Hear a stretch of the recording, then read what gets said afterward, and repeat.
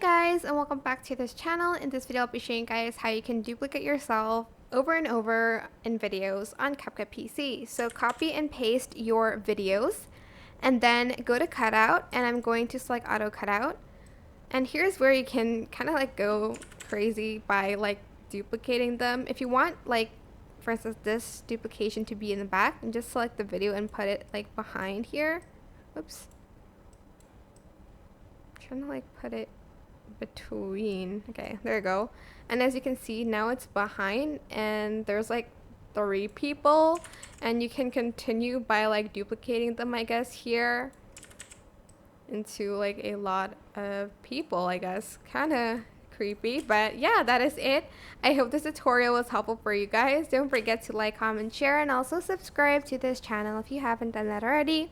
If you have any questions, just leave it in the comment section down below, and I will try my best to answer them all for you guys. And if you found this video helpful, please click the thanks button above the description box down below. Thank you so much for watching. Bye!